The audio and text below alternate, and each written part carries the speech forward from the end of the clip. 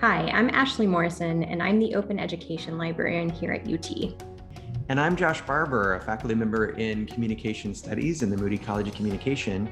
And we're here to share one thing that works. And in this case, it is open educational resources. We hope by the end of this video, we've gotten you as excited about open educational resources as we are, and that you reach out to us to learn more. But maybe we could start. Ashley, would you mind just telling us what are open educational resources? Yeah, Josh, definitely. So, what exactly is OER? OER are open educational resources, and these are teaching and learning objects that carry an open license. And this allows users to share them, to make copies of them, or make changes to them. And they can be any type of learning object. This is as big as a textbook or a full course, or as small as a single lesson plan or an image. And typically they're available at no cost or a very low cost to students. So we often think of them as being free in two important senses. So financially free, like free coffee, but also legally free, like free speech. And why might you want to use this? Why would you be interested in OER? I mentioned a few of the big benefits already. If you're interested in saving students money, OER is a great way to do that. And they've got access to the materials immediately and perpetually, so there's no waiting for copies to arrive at the bookstore or losing access right after the class ends because they rented it. But beyond student savings, if you want to be able to make adaptations to course materials, like reordering content to match the way that you usually teach it, or customizing the examples used to relate better to your students, OER allows you to do all of this because of that open license. But let's take a look at the way that OER are being used successfully in one course. Thanks, Josh. Yeah, sure thing. The class that I use open educational resources in probably the most is a quantitative reasoning class that teaches undergraduate students the basics of social network analysis. And this class uses both open analytical tools like R and RStudio in order to let them do the analyses in the class. And the textbooks are also open. And one of the things that I've kind of enjoyed the most about using OER in this class is that I could pick and choose what I wanted from each of the textbooks and some of the tutorial materials that are online to make the class what I wanted it to be. And as you mentioned, Ashley, that's one of the nice things about OER is that I don't have to choose between the leading textbook, but maybe also another textbook that's very good. I can put together what works best for my class. I thought I would just show really quickly one of those examples too.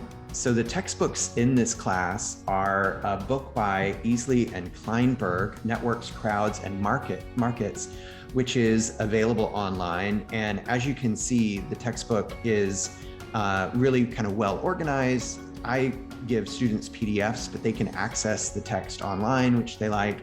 And I've picked and chosen materials from the chapters here that make sense for them. And the textbooks are really well done, and they include a lot of examples which the students enjoy. There's another textbook which is more about the specific analytical choices that they're making.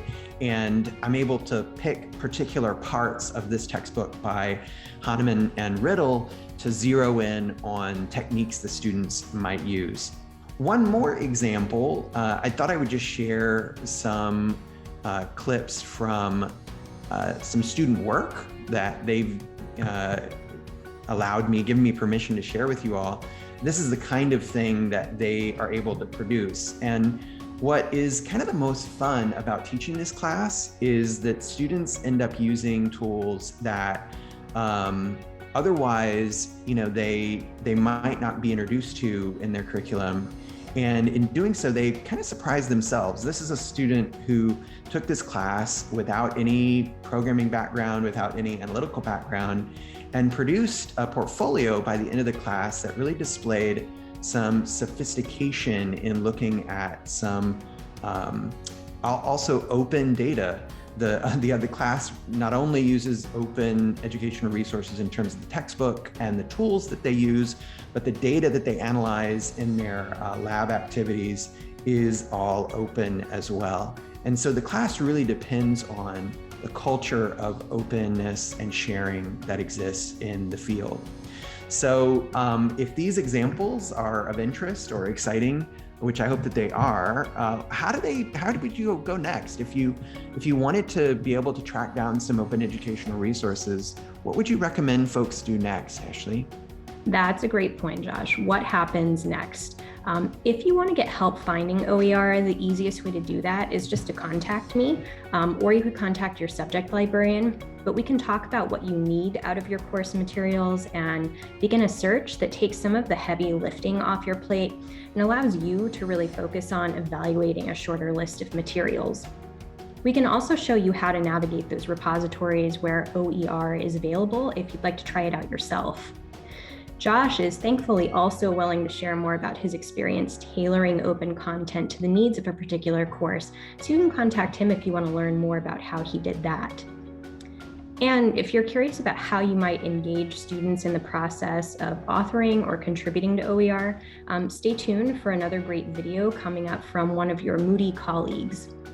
And that's one thing that works for us. Thank you for listening, and we hope to hear from you soon. Thanks for listening.